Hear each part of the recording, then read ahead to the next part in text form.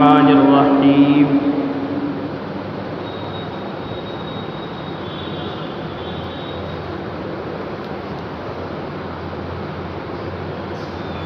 وعاشروهن بالمعروف وقال تعالى هن لباس لكم وأنتم لباس لهن وقال النبي صلى الله عليه وسلم كلكم راع وكلكم مسؤول عن رعيته صدق الله العظيم وصدق رسوله النبي الكريم ونحن على ذلك من الشاهدين والشاكرين والحمد لله رب العالمين. معزز سامعین اعظام، عزیز دینی بھائیوں، بزرگوں اور معزز خواتین و حضرات،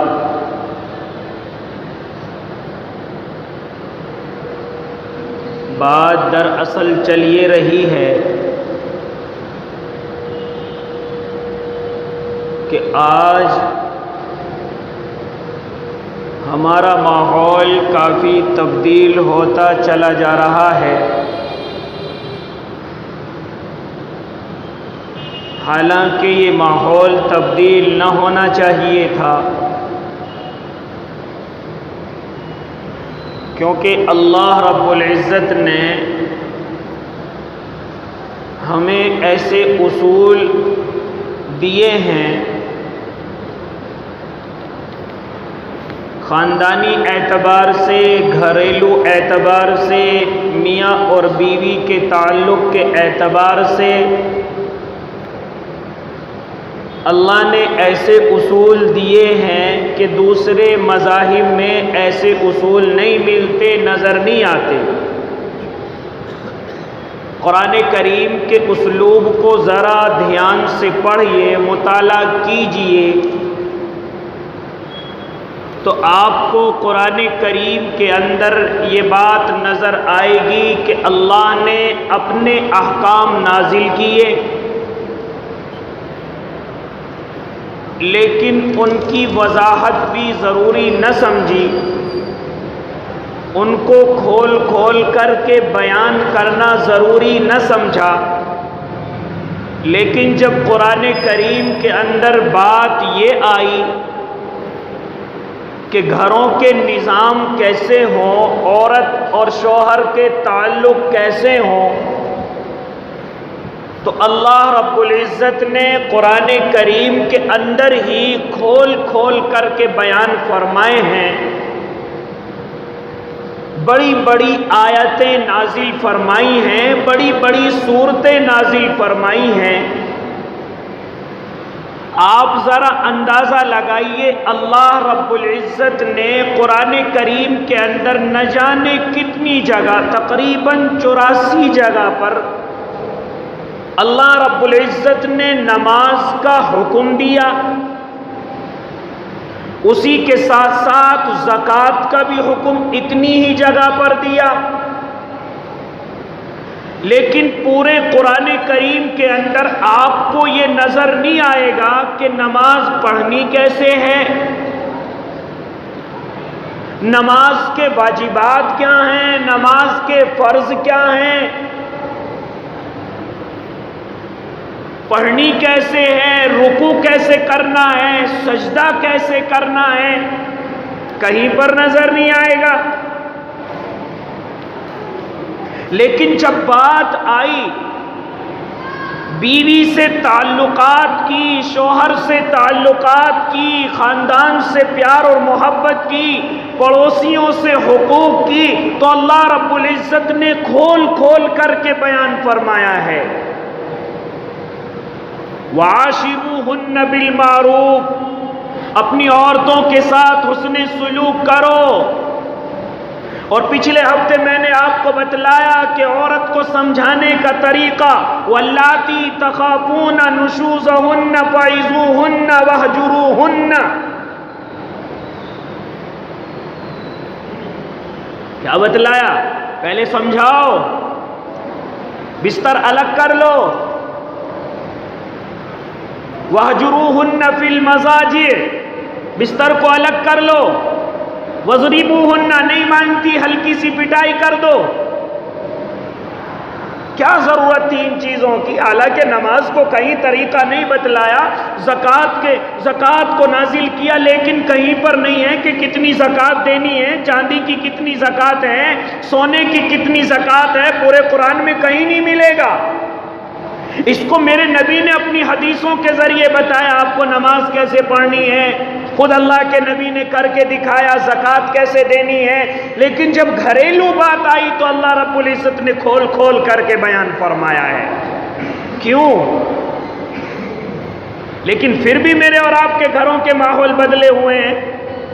جن کے پاس ایسا قرآن موجود ہو، جن کے پاس اللہ کے نبی صلی اللہ علیہ وسلم کی زندگی موجود ہو، جن کے پاس اللہ کے نبی نے پوری زندگی گزار کر کے دکھائی ہو اور خود اپنی بیویوں سے یہ کہہ دیا ہو، حالانکہ ہر شوہر اپنی بیوی سے یہ چھپاتا ہے کہ تو گھر کی بات باہر نہ بتلانا، ہاں گھر کے اندر کی بات باہر نہ بتلانا، لیکن اللہ کے نبی نے اپنی بیویوں کو خاص طور سے کہا کہ میں جو تمہارے ساتھ سلوک کرتا ہوں ان کو دوسروں کو بھی بتلانا۔ کیوں؟ اس لیے کہ لوگ سمجھے کہ گھر کی زندگی ہوتی کیسے ہے۔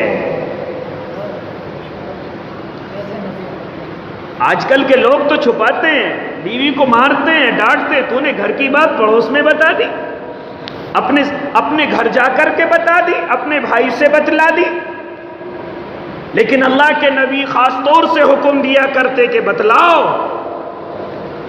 اور پھر ساتھ ساتھ میں یہ بھی بتلا دیا کلکم راعٍ وکلکم مسئول عن رعیتہ، کہ تم میں کا ہر ایک ذمہ دار ہے، ہر ایک ذمہ دار ہے، اور کل قیامت کے میدان میں اس سے اس کی ذمہ داری کے بارے میں سوال کیا جائے گا۔ مسئول عن رعیتہ، ہاں تم سے تمہاری ذمہ داریوں کے بارے میں سوال کیا جائے گا۔ ہم نے تمہیں تمہاری بیوی پر ذمہ دار بنایا تھا، بتاؤ کون سی ذمہ داری کیسے نبھا کر کے آئے ہو؟ ہم نے تمہیں تمہارے بچوں پر ذمہ دار بنایا تھا، بتاؤ اپنی ذمہ داری کو کہاں تک اور کیسے نبھا کر کے آئے ہو؟ اللہ جتنی بھی ذمہ داری اس دنیا میں مجھے اور آپ کو عطا کر رہا ہے، کل قیامت میں ان ذمہ داریوں کے بارے میں سوال کیے جائیں گے، بتاؤ کیسے نبھائی یہ ذمہ داری۔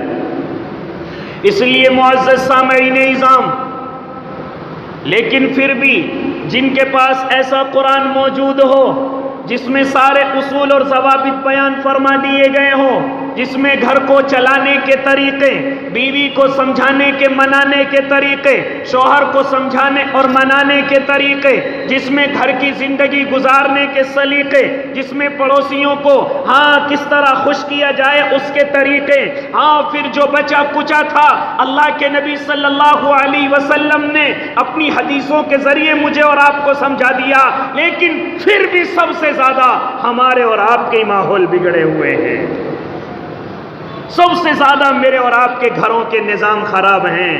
بیوی شوہر سے نہیں بولتی، شوہر بیوی سے نہیں بولتا، ماں باپ کے اندر آپس میں کھٹ پٹ، اولاد اور ماں باپ کے اندر آپس میں کھٹ پٹ، پڑوسی خوش نہیں ہیں، پڑوسیاں آپس میں چغلیاں کرتے ہیں، آپس میں ایک دوسرے کا برا چاہتے ہیں، یہ آسمان سے زمین کی طرف گر جائے، کون ہیں یہ لوگ؟ کہنے کو مسلمان ہیں، دوسری قوم بھی شرماتی ہے کہ جن کو ایسے اصول ملے ہوں انہی کے نظام بگڑے ہوئے ہیں،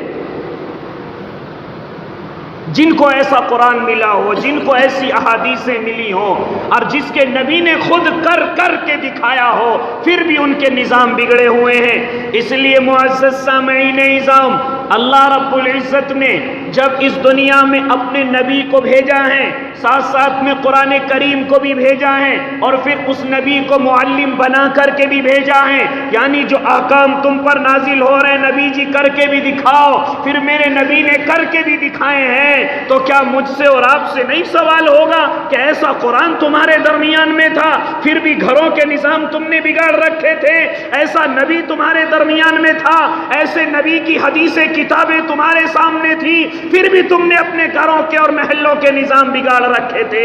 کیا جواب دیں گے اس وقت ہم اپنے رب کو؟ اس لیے معزز سامعین اعظام، بات یہ چل رہی تھی کہ اللہ نے ان بیویوں کے حقوق میرے اور آپ کے ذمے ڈالے ہیں، اور میں نے اپنے کم علم کے مطابق آپ کو کچھ باتیں سمجھائی بھی ہیں، اور کچھ باتیں رہ گئی، انشاءاللہ ان کا تذکرہ آج ہوگا۔ اس لیے چلیے اللہ کے نبی کی زندگی کی طرف چلیے۔ میں نے ابھی ایک بات کہی تھی کہ اللہ کے نبی اپنی بیویوں کو تاکید کیا کرتے تھے، میری اور آپ کی طرح ڈرتے نہیں تھے کہ گھر کی بات باہر نہ چلی جائے، ورنہ لوگ کہیں گے اتنا بڑا مولوی ہو کر کے بیوی کے ساتھ ایسا سلوک کرتا ہے، اتنا بڑا حضرت جی اور امیر صاحب ہو کر کے بیوی کے ساتھ اور گھر میں ایسا سلوک کرتا ہے۔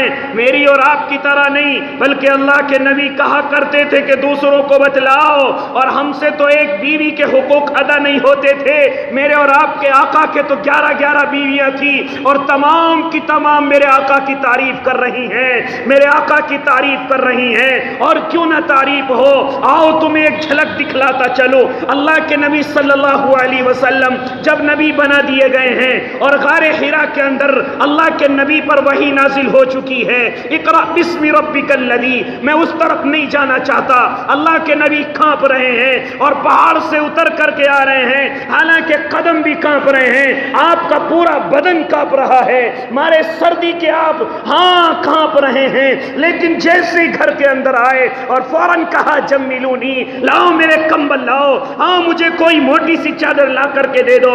حضرت خدیجہ دوڑتی ہوئی لا کر کے کمبل میں لپیٹ لیتی ہیں، جب ذرا سا سکون ہوتا ہے حضرت خدیجہ معلوم کرتی ہیں، اے میرے سردار ہوا کیا ہے، بتاؤ تو صحیح۔ پورا واقعہ اللہ کے نبی نے غار حرا کا بتلایا ہے، میں وہ واقعہ نہیں بتلاؤں گا کیونکہ وہ میرے موضوع سے تعلق نہیں رکھتا، اللہ کے نبی نے ساری بات بتلائی۔ حضرت خدیجہ فوراً کہہ اٹھی، مجھے تو پہلے سے یقین تھا کہ آپ کوئی چھوٹے آدمی نہیں ہیں، یقیناً آپ اللہ کے نبی ہیں۔ اے خدیجہ، کون میری سنے گا؟ ایسے ماحول میں کون مجھے سمجھے گا، کون میری مانے گا؟ پورا مکہ اللہ کے خلاف ہے، پورا مکہ اللہ کو نہیں مانتا، پورا مکہ بتوں کی عبادت کر رہا ہے، ان کے سامنے سجدے کر رہا ہے، ایسے ماحول میں میری کون مانے گا؟ سب سے پہلے کہنے والی، اے اللہ کے لاڈلے، آپ مجھے دعوت دیجئے، تم دعوت شروع کرو، قبول میں کروں گی۔ آپ شروع تو کیجئے۔ سب سے پہلے جو دعوت دی گئی ہے اپنی بیوی کو دی گئی ہے، اور سب سے پہلے دعوت کو قبول کرنے والی، اسلام لانے والی اگر کوئی ہے تو آپ کی بیوی حضرت خدیجہ الکبریٰ رضی اللہ تعالی عنہا ہے۔ کیوں قبول کیا گیا؟ کیونکہ جانتی ہیں ہم نے کبھی اپنے سردار کو جھوٹ بولتے ہوئے نہیں دیکھا، کیونکہ جانتی ہیں ہم نے کبھی اپنے سرتاج کو اپنے حق دباتے ہوئے نہیں دیکھا، جانتی ہیں اتنی عمر ہونے کے باوجود بھی کبھی ہم نے منہ چڑھاتے ہوئے نہیں دیکھا۔ حضرت خدیجہ 40 سال کی ہیں، اللہ کے نبی 25 سال کے جوان ہٹے کٹے ہیں، کبھی عمر زیادہ ہونے کی وجہ سے منہ نہیں چڑھایا۔ اتنے خوبصورت کو، اتنے جوان کو یہ بڑھیا ملی ہے، جیسے آج کل میرے اور آپ کے گھروں کے ماحول خراب ہیں، ماں باپ شادی کر کے لے آئے، ماں باپ اپنی گھر کے اندر بہو لے کر کے آ گئے، بڑی خوشامد سے لے کر کے آئے، بڑی محنت سے لے کر کے آئے، لیکن بیٹے کا منہ چڑھا ہوا ہے، میری تو اتنی نوکری اور بیوی میری ایسی، میں اتنا بڑا صلاحیت والا میری بیوی ایسی، میں گریجویٹ MBBS میری بیوی ایسی، میرے ماں باپ نے میرے ساتھ ایسا سلوک کر دیا، پوری زندگی رونا رو رہے ہیں اور اسی وجہ سے دوسری جگہ غلط تعلقات رکھتے ہیں۔ میرے نبی نے یہ دکھایا کہ اگر بیوی 40 سال کی ہو اور جوان میرے جیسا 25 سال کا ہو تو زندگی ایسے گزارو جیسے میں نے خدیجہ کے ساتھ گزاری ہے، اور پھر اس کا الٹا بھی کر کے دکھایا کہ اگر میں 50 سال سے زیادہ کا اور میری بیوی 9 سال کی ہے تو اس کے ساتھ کیسے سلوک کرنا، یہ بھی نبی نے دکھایا ہے۔ جن کے پاس ایسا نبی موجود ہو ان کے نظام بگڑے ہوئے گھروں کے، ان کے ماحول بگڑے ہوئے گھروں کے۔ میں تو اتنے کماتا ہوں اور میری بیوی ایسے غریب گھر کی، دوسرا نکاح کروں گا، دوسری لے کر کے آؤں گا، اس کی مرضی ہے کونے میں پڑی پڑی روتی رہے تو اگر رہ سکتی ہے تو رہ لے ورنہ اس کو اجازت ہے چلی جائے۔ ایسے ہی کچھ نظام ہے نا ہمارے گھروں کا۔ میں تو اتنا پڑھ لکھ لیا اور میری بیوی ایسی جاہل آ گئی۔ کبھی 1 منٹ کے لیے یہ نہیں سوچتا کہ ہو سکتا ہے تیری صلاحیت اسی کی قسمت کی وجہ سے ہوئی ہو سکتا ہے تیرے کاروبار میں ترقی اسی کے نصیب سے ہوئی ہو سکتا ہے آج تجھے بلندی مل رہی ہے تیری بیوی کی وجہ سے ہو، کیونکہ بیوی سے پہلے تو کون تھا اور کیا تھا سب جانتے ہیں۔ آج جب تیرے گھر میں یہ غریب بچی آئی ہے، جب تیرے گھر میں یہ غریب بیوی آئی ہے تو اب تیرا منہ اور ناک چڑھنے لگی کہ میری بیوی ایسی اور میں ایسا۔ کبھی 1 منٹ کے لیے نہیں سوچا تو نے کہ اس کے نصیب سے ہو سکتا ہے میرا کاروبار چل رہا ہو، لیکن جب کاروبار چلتا ہے اور جیب میں پیسے آتے ہیں، بینک بیلنس اچھا ہو جاتا ہے تو مسلمانوں میں سب سے زیادہ حرکت یہ ہو رہی ہے کہ دوسری بیوی کی طرف بھاگ رہے ہیں۔ یہ نہیں سوچتے کہ ہو سکتا ہے کہ اسی کے نصیب سے مجھے ترقی ملی ہو۔ اس لیے معزز سامعین نظام اور بعض گھروں کے نظام ایسے دیکھے گئے ہیں، جب شادی ہوئی ہے گھر بھی کمزور ہے، مکان بھی نہیں ہے، کاروبار بھی کمزور ہے اور دونوں میاں بیوی پریشانیوں کو آپس میں جھیل رہے ہیں، لیکن اللہ نے شوہر کا کام چلا دیا۔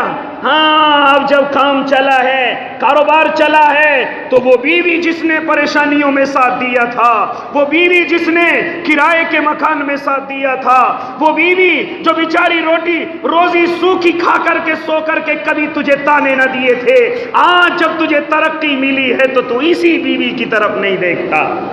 کیا جواب دے گا کل قیامت کے میدان میں جا کر کے؟ اس لیے معزز سامعین نظام، میرے اور آپ کے آقا نے یہ چیزیں خود بھی کر کے دکھائی ہیں۔ ہاں 40 سال کی عورت کو اپنے نکاح میں رکھ کر کے پوری دنیا کے لوگوں کو دکھایا ہے کہ کبھی اپنے ناک منہ نہ چڑھانا۔ اللہ نے سب سے زیادہ ترقی میرے اور آپ کے آقا کو دی تھی کہ آخری نبی بنا دیا تھا، لیکن پھر بھی بیوی کے ساتھ حسن سلوک ہے۔ ہاں پھر بھی بیوی کے ساتھ، اور خالی اسی بیوی کے نہیں، جب اللہ نے اور بیویاں عطا کی ہیں تب بھی ان کے ساتھ حسن سلوک ہو رہا ہے، یہاں تک حسن سلوک ہو رہا ہے اگر وہ چاہتا تو عبادتوں میں لگ جاتا، اگر وہ چاہتا تو اپنے رب کو راضی کرنے میں لگ جاتا، لیکن نانا میرے اور آپ کے آقا اگر عبادت کرتے ہیں تو اپنی بیویوں کو خوش کرنا بھی جانتے ہیں۔ یہاں تک کہ ایک مرتبہ حضرت عائشہ رضی اللہ تعالی عنہا ایک کٹورے میں پانی پی رہی ہیں، اللہ کے نبی نے کہا عائشہ ذرا سا پانی اس میں بچا دینا، ذرا سا پانی اس میں رکھ لینا، روک لینا، تیرا محبوب پیے گا۔ چنانچہ حضرت عائشہ نے اپنا منہ ہٹایا اور بچا ہوا پانی اللہ کے نبی کو دے دیا۔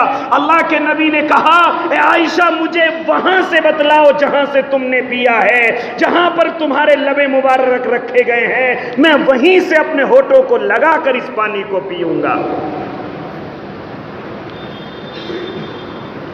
کیوں نہیں ہے آپس میں یہ محبت ہیں؟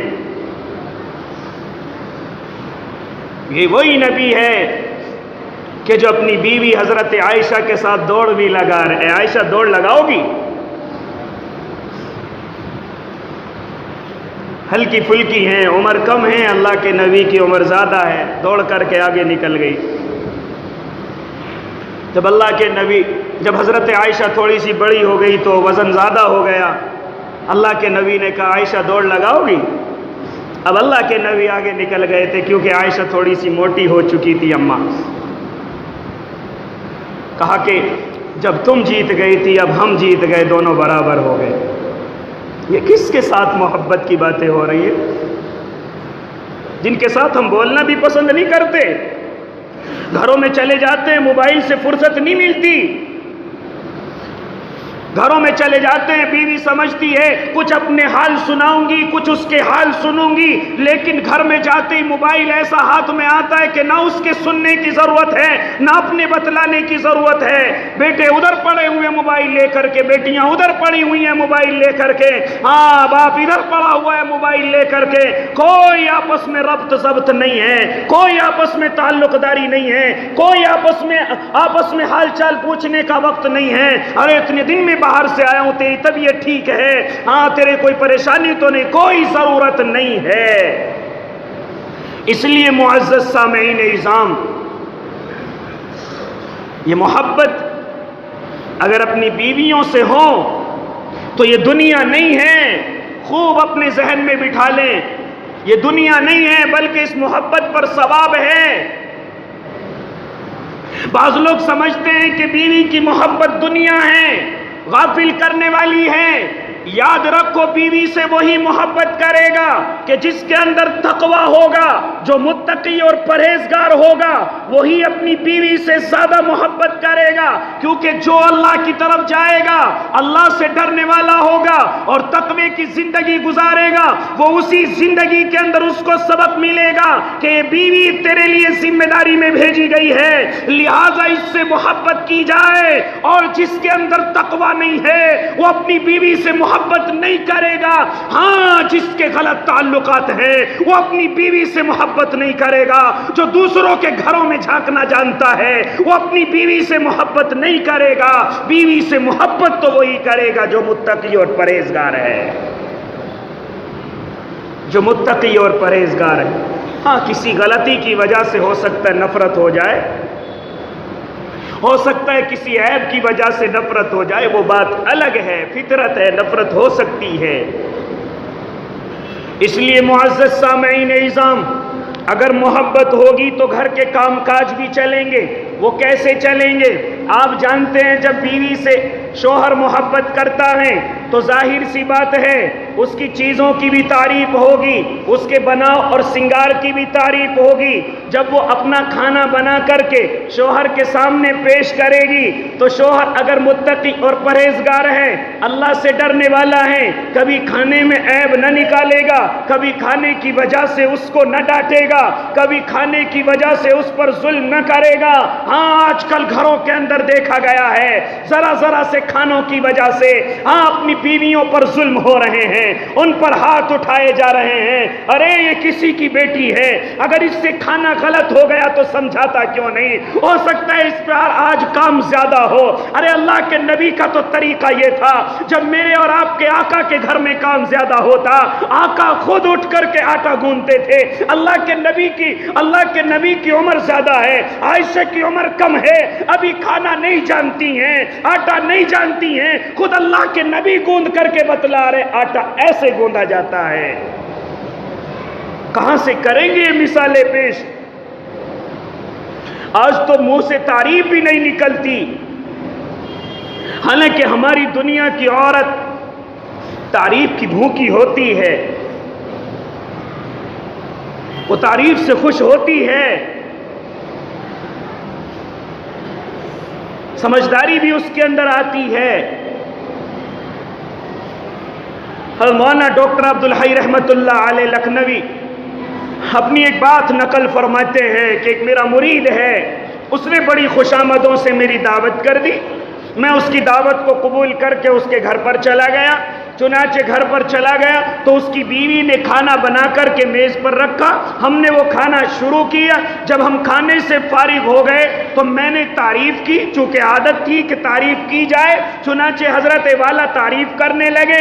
ہاں، بیوی قریب آ گئی، چونکہ وہ بھی ان سے بیعت تھی، یہ بھی ان سے بیعت تھے، وہ پردے کے پیچھے کھڑی ہو گئی۔ چنانچہ کہنے لگے آج اللہ کی بندی تو نے بڑا اچھا کھانا بنایا ہے، ہاں بڑے لذیذ کھانے سے تو نے نوازا ہے، مجھے آپ کے ہاتھ کا کھانا بڑا پسند آیا ہے۔ چنانچہ یہ تعریف کر رہے، لیکن پھر حضرت والا کہتے ہیں مجھے پردے کے پیچھے سے سسکیوں کی آواز آ رہی ہے، رونے کی آواز آ رہی ہے۔ میں نے کہا اللہ کی بندی مجھ سے کوئی غلطی ہو گئی جو تو رو رہی ہے، ہاں میں نے اگر زیادہ کوئی کہہ دیا تو مجھے معاف کر دے۔ وہ کہنے لگی بات یہ نہیں ہے، میں اپنے شوہر کے نکاح میں 40 سال سے ہوں، لیکن اب تک میں نے جتنے ان کی خدمت کی ہے، جتنے ان کے کھانے بنائے ہیں، کبھی اللہ کے بندے نے تعریف نہ کی۔ آج جب تمہارے منہ سے تعریف سن رہی ہوں تو مجھے جملہ عجیب سا لگا اور میں اپنے آنسوؤں کو نہ روک سکی۔ تعریف کرنا اس کا حق ہے۔ پورے دن محنت کرتی ہے، کبھی آپ کے کپڑوں میں، کبھی آپ کے بچوں میں، کبھی آپ کے لیے کھانوں میں، پورے دن محنت کرتی ہے، کیا اس کے حق میں تعریف بھی نہیں؟ کیا اس کے حصے میں آپ کی زبان سے تعریف بھی نہیں؟ اس لیے معزز سامعین اعظام، یہ گھروں کو سنبھالنے کے طریقے ہیں جو اللہ کے نبی صلی اللہ علیہ وسلم مجھے اور آپ کو دے کر کے چلے گئے۔ ساری غلطیاں انہی کی نہیں ہوتی، کچھ تو غلطیاں میری اور آپ کی بھی ہیں، جس سے ہمارے گھروں کے نظام درست نہیں ہیں، صحیح نہیں ہیں۔ اس لیے معزز سامعین اعظام، یہ تو کھانوں کی تعریف کی بات ہو گئی، یہ تو تعریف کی بات ہو گئی۔ اس کے علاوہ ہمارے حضرت اقدس حضرت مولانا اشرف علی تھانوی رحمت اللہ علیہ، اللہ ان کی قبر پر کروڑوں رحمتیں نازل فرمائے، ہاں وہ ارشاد فرمایا کرتے تھے کہ اپنی بیویوں کو کھانے کے علاوہ، کپڑوں کے خرچے کے علاوہ کچھ ان کا جیب خرچ الگ سے بھی دے دیا کرو، ہاں تاکہ وہ کچھ ایسی چیزیں ہیں جو تم سے نہیں بتا سکتی، ہاں دن کے اندر آپ تو موجود نہیں، ہو سکتا ہے ان کا کچھ اچھی چیز کھانے کے لیے دل کر رہا ہو، کوئی گھر کے سامنے سے اچھی چیز لے کر کے گزر کر کے بیچنے والا جا رہا ہو، اب ان کی جیبوں میں جب تمہارا طرف سے جیب خرچ نہیں ہوگا تو وہ کیسے اس خواہش کو پورا کریں گی؟ وہ فرمایا کرتے تھے کہ کھانے کے خرچے کے علاوہ، کپڑوں کے خرچے کے علاوہ، بچوں کے خرچے کے علاوہ اپنی بیویوں کو کچھ الگ سے بھی جیب خرچ دے دیا کرو، یہ ان کا حق ہے۔ اتنا زیادہ بھی نہیں کہ عادت خراب ہو جائے، اور ایسا بھی نہیں کہ بالکل چھوڑ دیا جائے۔ آپ گھر پہ موجود نہیں، مہمان آ گئے، بیچاری کہاں جائے؟ آپ گھر پہ موجود نہیں، اس کا کوئی اچھی سی چیز کھانے کے لیے دل کر رہا ہے، یا بہت ساری پوشیدہ چیزیں ہوتی ہیں جو تم سے نہیں بتا سکتی، اس لیے حضرت والا فرماتے ہیں کہ کچھ الگ سے جیب خرچ ان کو دے دیا جائے۔ یہ ہیں زندگی گزارنے کے اصول، یہ ہیں زندگی گزارنے کے طریقے۔ اس لیے معزز سامعین اعظام، اور ایک اور میرے اور آپ کے گھروں کے اندر سب سے بڑی بیماری یہ چل پڑی ہے، جس کی وجہ سے اکثر نظام خراب ہیں، ہم اپنے ساس سسروں کی برائی اپنی بہوؤں کے سامنے کرتے ہیں، جس کی وجہ سے آج کل گھروں کے نظام زیادہ خراب ہیں۔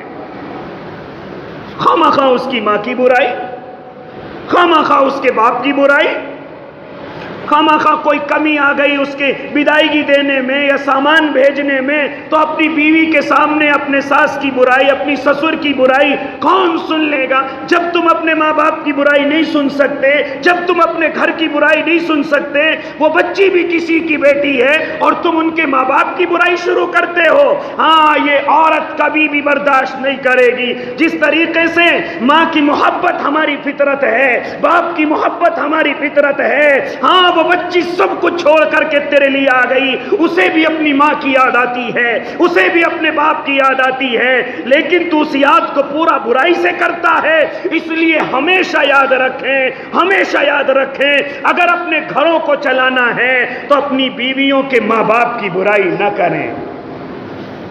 بہت زیادہ نظام خراب ہوتے ہیں ان چیزوں سے۔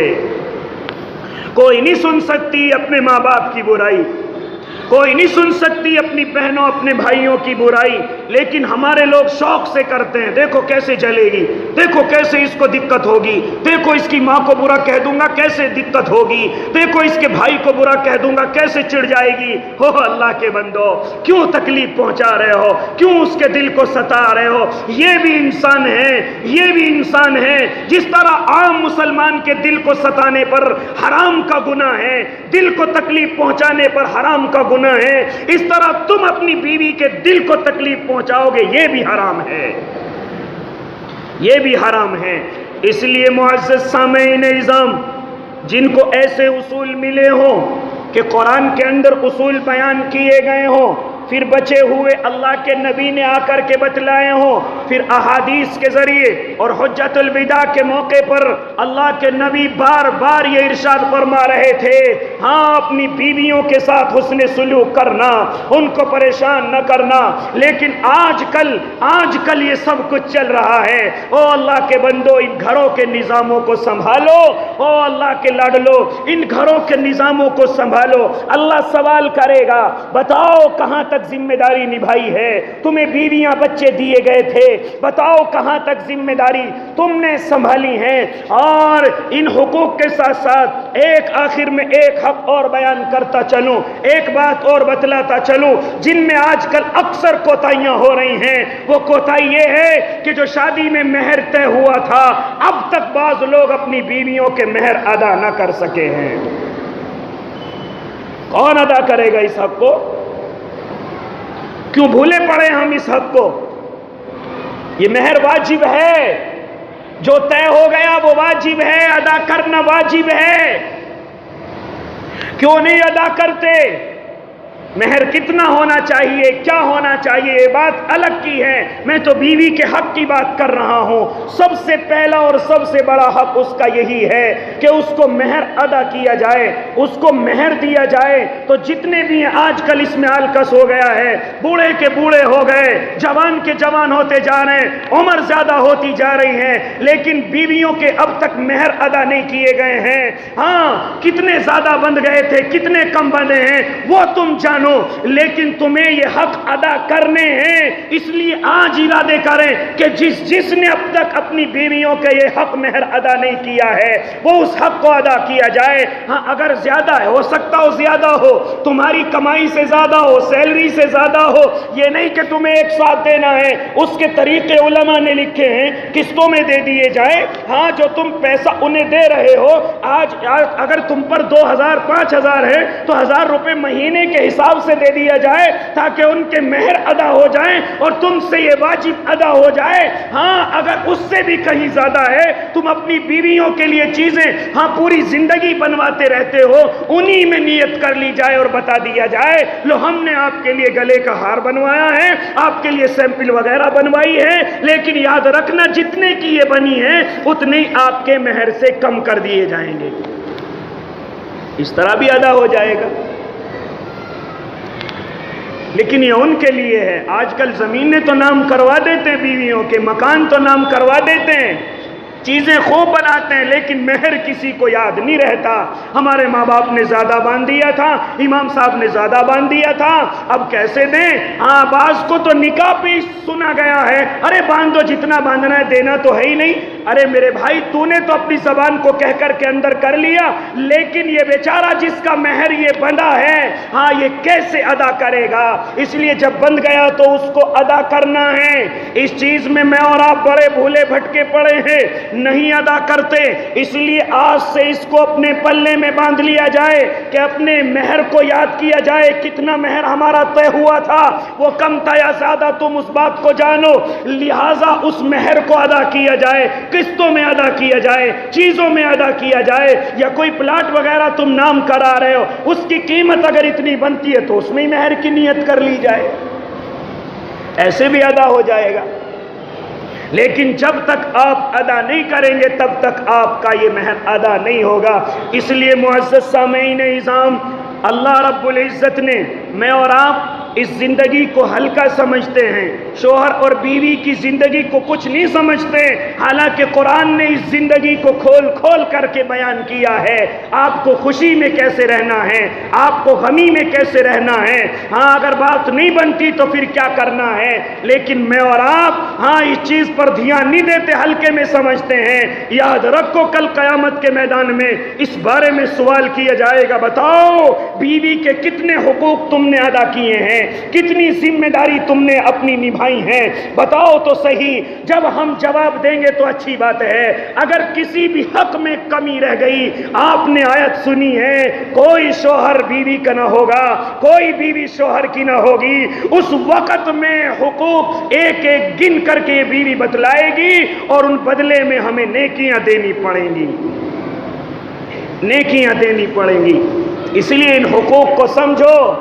اگر اب تک حقوق میں پامالی ہو رہی ہے، ذمہ داری نہیں نبھائی جا رہی ہے، تو اللہ سے معافی مانگو اور ان سے بھی معافی مانگو کہ ہم سے تمہارا حق ادا نہیں ہوا، ہمیں معاف کر دو، اب آگے سے جو زندگی گزاریں گے اس میں ہم تمہارے آپ کے حقوق ادا کریں گے۔ اللہ مجھے بھی اور آپ کو بھی اس گھر کی زندگی کو اللہ اور اس کے محبوب کے مطابق گزارنے کی توفیق مرحمت فرمائے۔